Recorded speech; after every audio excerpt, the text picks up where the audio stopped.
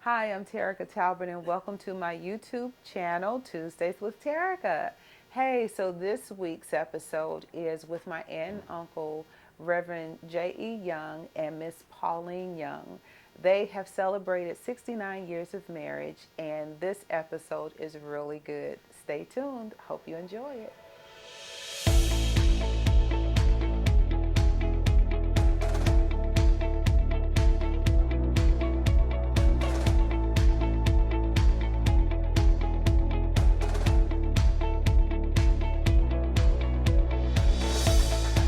Hey, Reverend Young and Miss Young, how y'all doing today? Fine. Okay, so we have celebrated 69 years of marriage. Woo-hoo-hoo! You excited, Miss Young? 69. Yeah. 69 years of marriage. You know, so for most people, that is older than a lot of people alive. And a lot of people never have an opportunity to say that they have been with the same one person for that many of years. So, you know, we all are in agreement that God has really blessed your union, right? Mm-hmm. Yes. So I want to go back down through time. Um, Tell me about when you guys first met. Do you remember, Miss Young, when y'all first met? Yeah. Y'all remember Yeah, when you yeah. first met? 1951. 1951. Well, we met before then, but we started being sweethearts Oh. in 1951.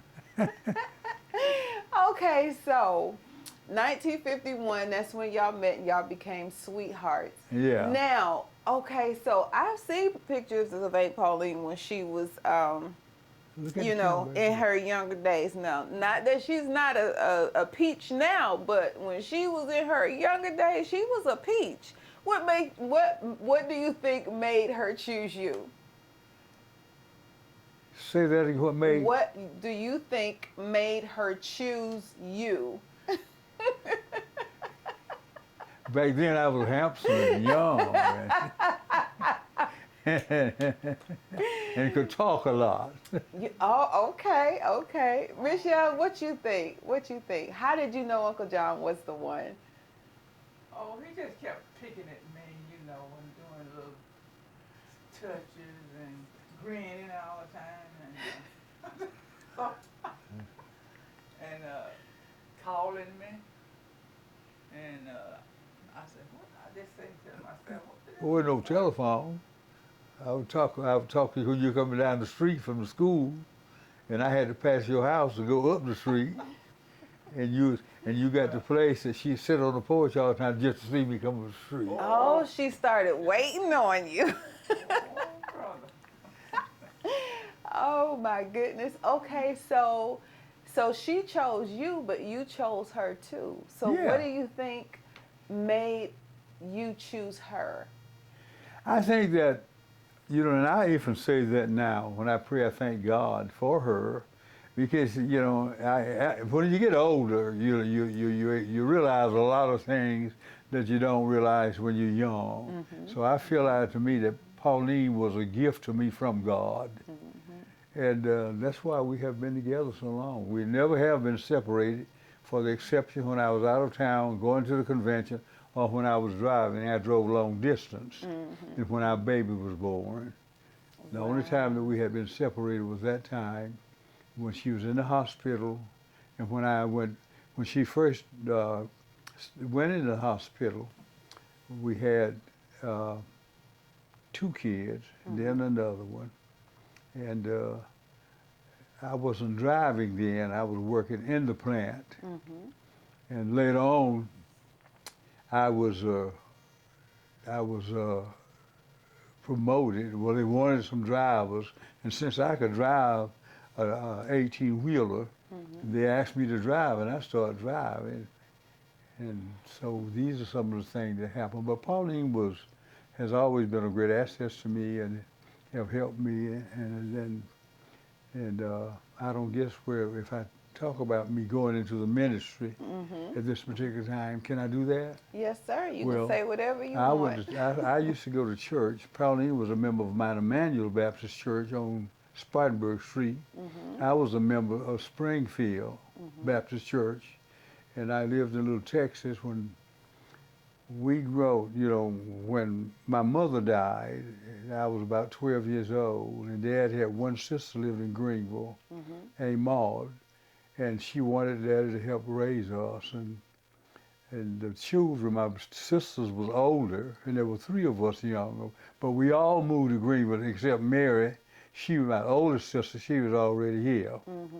And I would, my aunt made us go to church. Back then, you went to church. Something And the kids I should went do to now. Springfield, and I finally joined the church. And then one Sunday, we started going to church with me sometime, but she had never joined Springfield.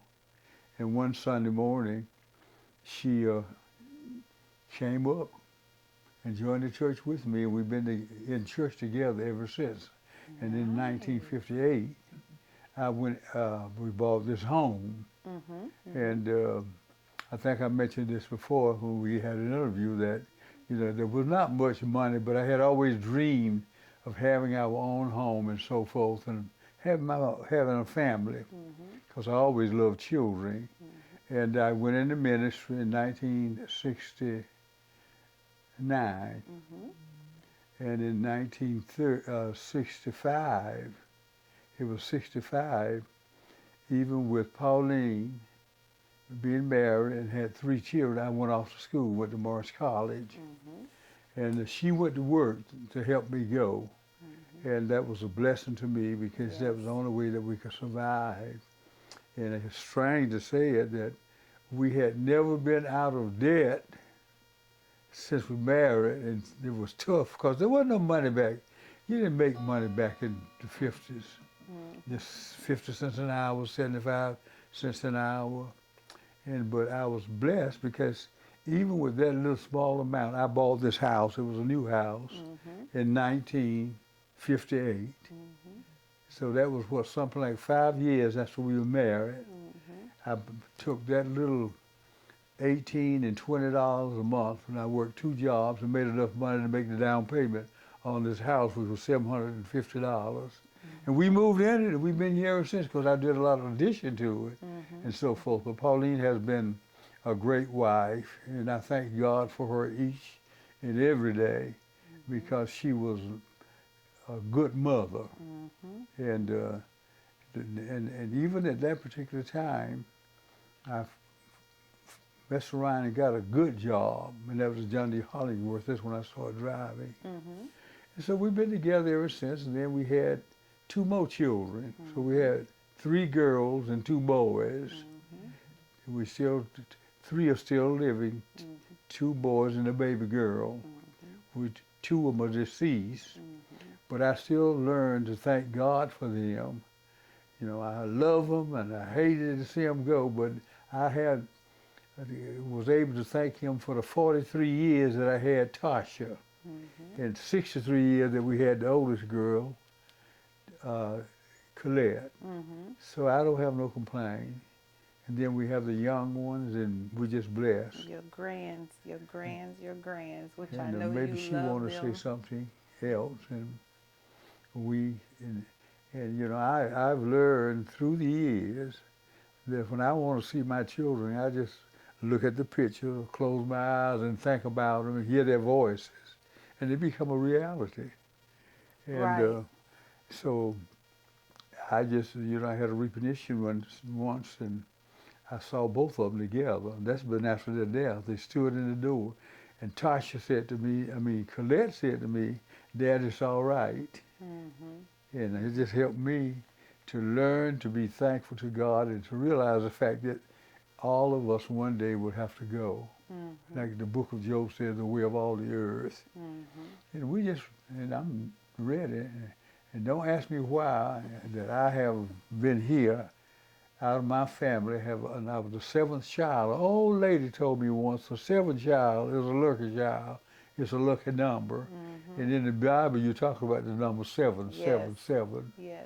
And so now I'm 88 years old, still can think, and Good health and strength. still talk, yeah, still walk. You and I'm pretty much blessed. walk a couple times a week still. Yeah, sometimes 3 times. I used to Yeah. walk every day, but sometimes 3 times. But I've been blessed, and Pauline has been a blessing to me. She's been a blessing to all of us because, you That's know, right. down through the years, I think she ran intercession for all of us at one point or another when it That's came right. when it came to you. So so we all are grateful. You know, there would be different times in life where I would even say, okay, don't tell Uncle John. Okay, now promise you're not going to tell Uncle John. And she would say, okay. But then you would say something after a certain amount of time, and I would know she had told you because that's just how y'all's relationship was. So I think there couldn't be a better match. And the reason why I say that too is because, you know, like I've told you guys probably a million times, I didn't even know that she was not my mom's sister until I was 18, 19 years old. I thought Aunt Pauline was the sister and you were the in-law.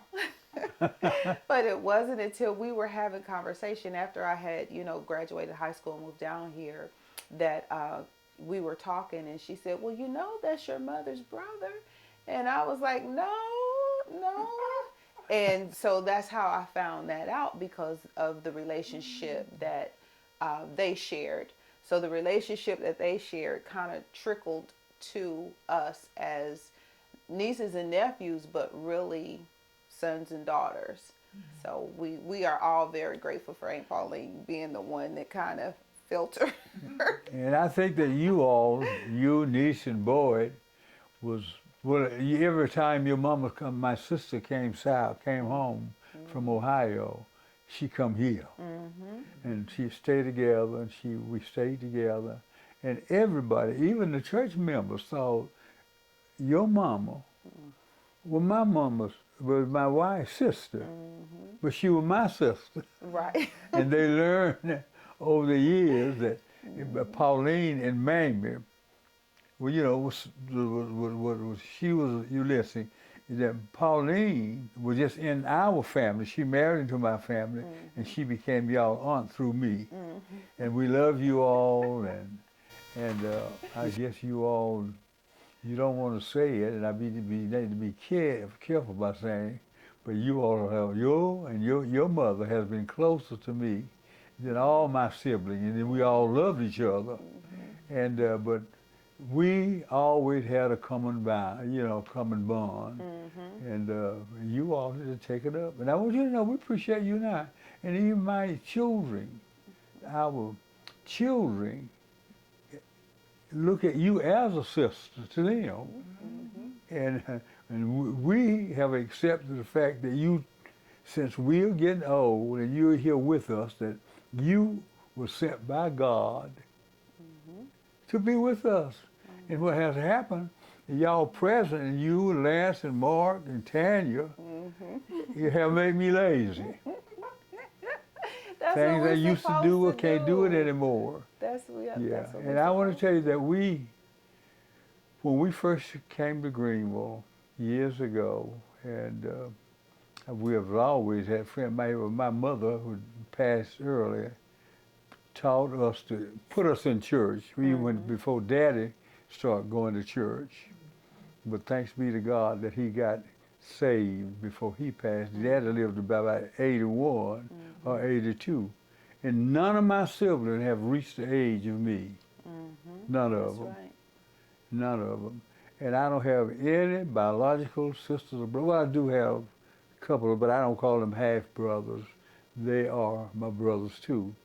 But the immediate family, by the same daddy, I don't have any. And your mother and daddy. But then I do, because I have my family, and my children are very close, and all of you all are close to them. and y'all are close to Pauline. Mm-hmm.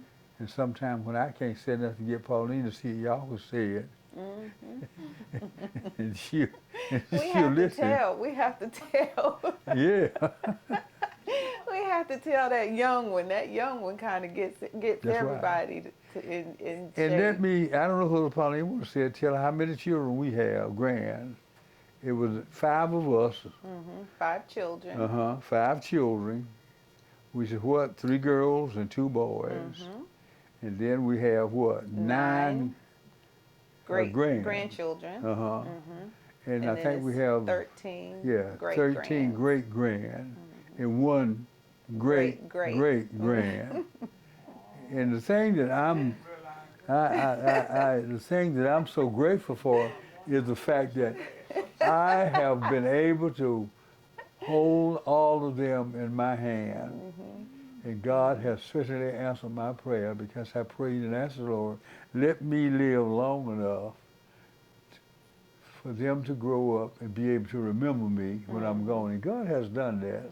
And even the 2 little ones now, they know my voice. They do. And they know, I can say Granny, and they'll look for her. And one of them may be 5 months old, but I can say, call his name, and he'll look at me. But God has blessed us, and we're just grateful. One of the things, too, that I think is so awesome that you just kind of touched on is that all of the grandchildren and great-grands have been a part of this house. That's right. They've all been able to come and stay and babysit and all, so they have an opportunity to learn your personalities and get to know them, to get to know you guys for themselves. I also think that this is one of the reasons why I wanted to do this taping is because the ones that will come after the ones that have known you, they will still get a chance to know you and hear your voice and see what you look like. You know, we say that life evolves. And so back in the day, this would have never been possible. Our ancestors were only able to share what was given to them from their grandparents and their grandparents. But now we have a way of capturing the moment so that as they are aging, they will still be able to have an experience with you guys. And so I think that is so awesome. And I want you to know, Terica, we appreciate you, and we've always had.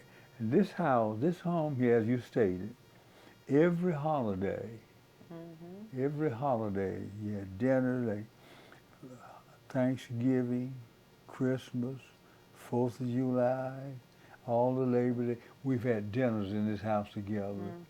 And it's just, we look forward to it. We look forward to it, and it's, it's just wonderful. And what I'm so grateful for is that there's unity among all of you all, the family members. Y'all don't fuss and argue and fight or disagree. Y'all come in here, and I was sitting here the other day when we were having Thanksgiving dinner. Pauline and I was sitting in here, and you all was in there, and I told Pauline, listen at them. Y'all just laughing and just having it fun. And it was packed. I don't see how in the world they were fixing dinner. There's so many folk in the kitchen. But they did it, and I ran in the bedroom and hid. I didn't want to do nothing. Well, we have tried to honor you so that you don't have to do as much, but that's right. you don't even want to anymore.